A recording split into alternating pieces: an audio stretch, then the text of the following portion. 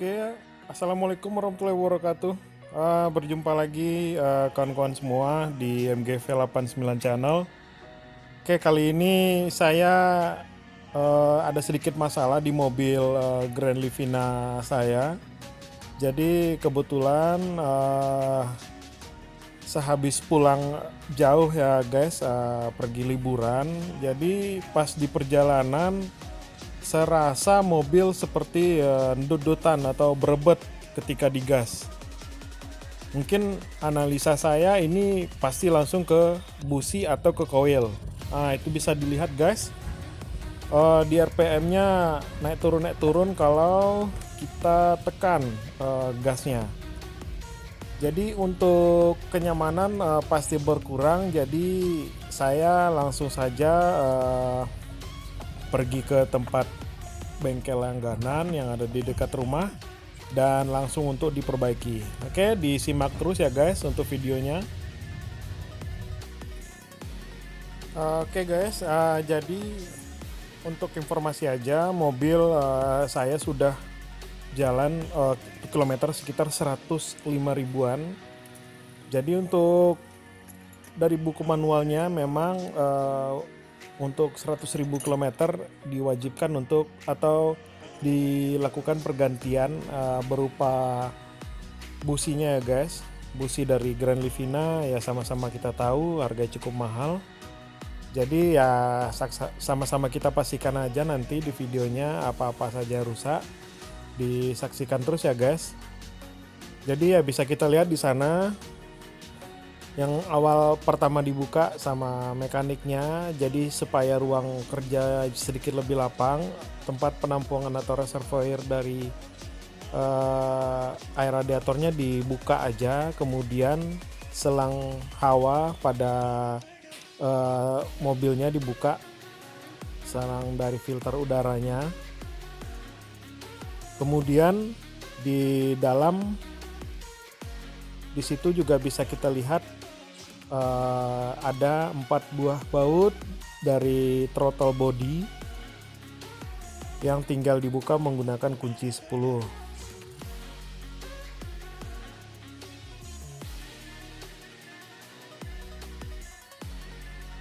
Jadi untuk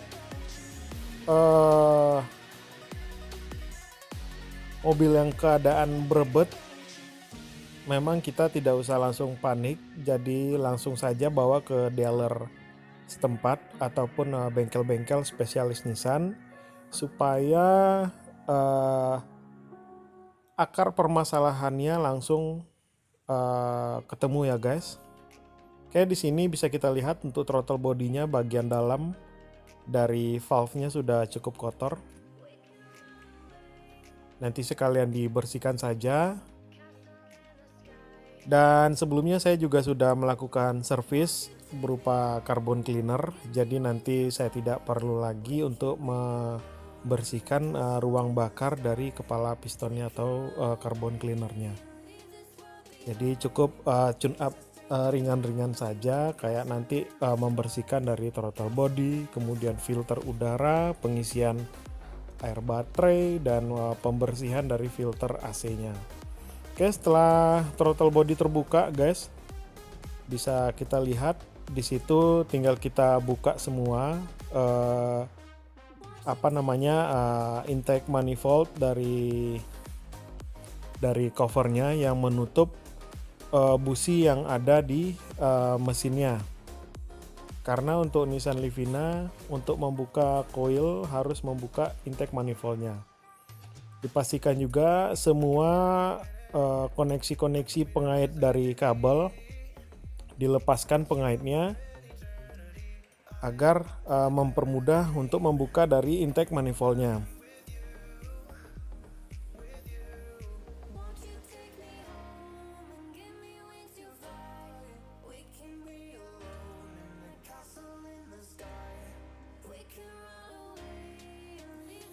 Oke, di situ ada beberapa buah baut yang langsung terhubung ke mesin yang dari intake manifoldnya tinggal dibuka. Ada sekitar 4 baut yang ada di bawah. Kemudian dibuka semua koneksi-koneksi hose yang melekat di tempat dudukan dari throttle body. Jika kawan-kawan ragu supaya nanti membukanya di mana, pemasangannya di mana, difoto terlebih dahulu bagian mesinnya agar nanti ketika dilakukan pemasangan lebih gampang lagi.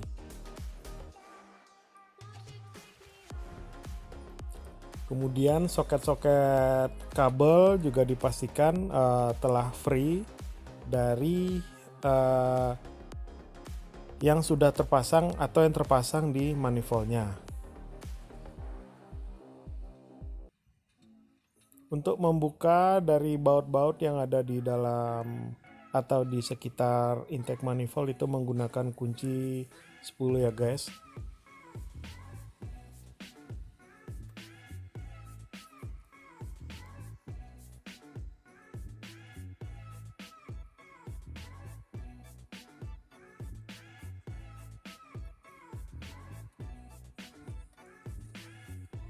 Untuk membuka dari intake manifold tidak perlu kunci yang spesial, cukup menggunakan kunci shock atau tambahan extension yang seperti biasa. Hanya jangan sampai lupa di mana bautnya dipasang, di mana bautnya dibuka, ataupun jangan sampai bautnya kekurangan atau berlebihan.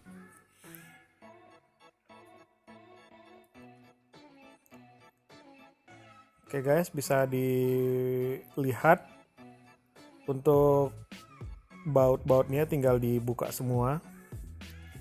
Setelah baut dari intake manifold terbuka, kita pastikan hose yang berada di dekat intake terbuka ya guys.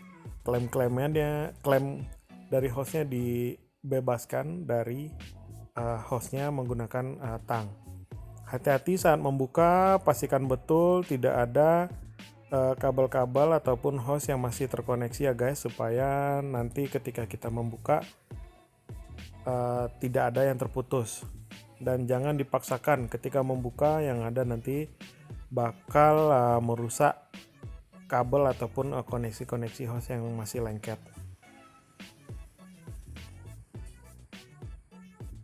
Oke, setelah intake manifold terbuka, di sini bisa kita lihat saluran dari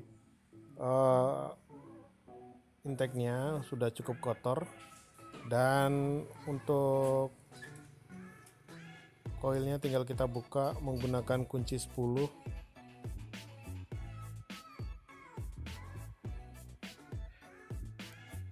Oke guys, di sini throttle body yang kotor bisa kita lihat. Cukup banyak kerak karbon, nanti akan kita bersihkan. Oke, untuk koil tinggal kita buka saja. Koil nomor 1, koil nomor 2, koil nomor 3, dan koil nomor 4. Sedikit dibantu dengan menggunakan obeng ya guys. Oke, di sini untuk koil yang bocor dijumpai ada 2 buah. Jadi di situ ada berupa tanda titik putih, dan kemudian batang selongsongnya seperti ada berbayang-bayang pelangi yang menandakan koil tersebut bocor. Oke, untuk busi tinggal kita buka menggunakan kunci shock ukuran 14. Setelah semua sudah terbuka dan kita rilis dan dibantu menggunakan koil, keempat businya tinggal kita buka saja guys. Dan bisa kita lihat kondisi busi yang udah jalan 100 ribuan sudah seperti ini guys. Celah atau gapnya udah cukup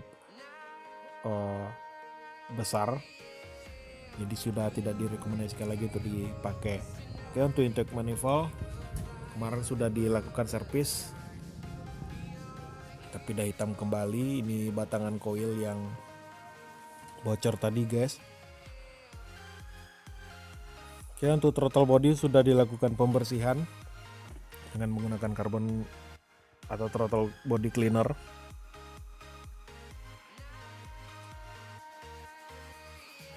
Untuk selongsong body coil saya ganti ke empat-empatnya supaya merata guys. Ya tinggal dipasang aja lagi setelah throttle body dibersihkan. Ini untuk coil yang sudah diganti ke empat-empat selongsong bodinya. Dan tidak lupa juga untuk busi keempat-empatnya juga kita ganti dengan menggunakan orinya Nissan. Oke, kemudian busi tinggal kita pasang ke empat-empatnya dan dipastikan pemasangannya kuat, tapi tidak terlalu kuat juga yang ada nanti slack. Kemudian coil dipasangkan kembali ke empat coil. Begitu juga dengan baut dari tiap coilnya. Kemudian setelah baut terpasang, soket dari coil tidak lupa juga ya guys, dan baut dikencangkan, baut dari keempat coilnya. Begitu juga dengan soket kabel dari coilnya, keempat-empatnya tidak lupa juga dipasangkan dan jangan sampai kendor. Kemudian untuk intake manifold tinggal kita install kembali baut-bautnya. Untuk video saya percepat saja karena apa yang kita buka itu yang kita tutup, dan jangan sampai ada baut yang berlebihan. Kalaupun ada yang lupa, dipastikan kembali foto yang sudah mungkin kawan-kawan foto supaya tidak lupa di mana letak bautnya. Oke, untuk throttle body tinggal kita pasangkan kembali ke empat bautnya dan dikencangkan ke empat bautnya. Oke, kemudian koneksi hose dipastikan terpasang kembali lengkap dengan klem-klemnya. Di intake juga begitu, dipastikan hose yang berada pada posisi sebelumnya kita pasangkan kembali. Oke, kemudian untuk filter udara, selang filter udara kita pasangkan. Kemudian klem dari hose yang terhubung kita kencangkan kembali. Bagian dari filter udara kita pasang dan kita rakit lagi. Kemudian reservoir tank untuk air radiator dipasangkan, dan juga ujung dari filter udara dipastikan klip dari kancingannya dipasang ke dua sisi, dan klem kabel atau klem dari filter udara dikencangkan. Oke, kita masuk ke bagian fill pumpnya. Jadi sudah sepaket dia guys, biar sekali jalan. Di situ ada semacam pengait yang kita buka dengan menggunakan obeng minus. Setelah terbuka covernya, di situ bisa dilihat bagian dari fill pump. Kebetulan bengkelnya ada kunci khusus untuk membuka, jadi kerjanya gampang menggunakan kunci 22. Kemudian dibuka covernya, cover dari fill pump, dan tinggal diangkat ke atas dari fill pumpnya.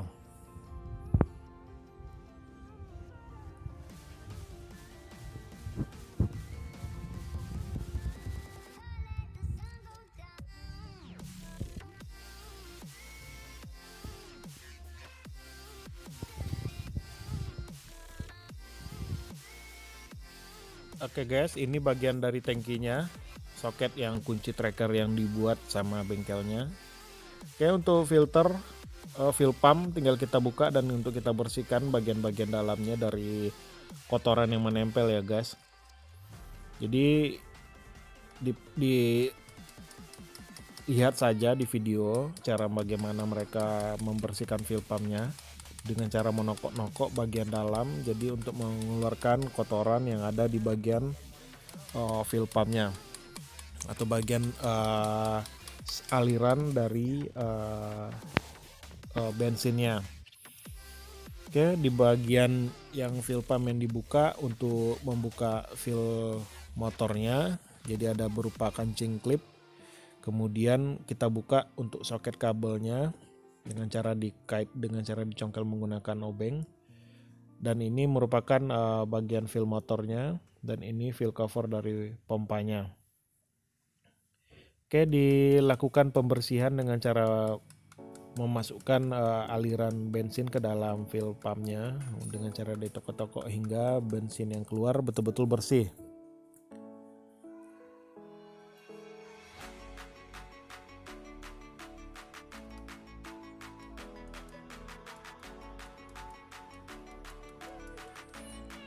Oke, dibantu juga dengan menggunakan carbon cleaner dan juga bensin. Setelah semuanya bersih, dipasangkan kembali, dirakit kembali untuk dipasangkan ke tangki setelah semua bagian filternya sudah bersih. Oke, setelah kita masukkan ke bagian dalam tangkinya, kita pasangkan kembali covernya, kita kencangkan kembali penguat dari fuel pumpnya.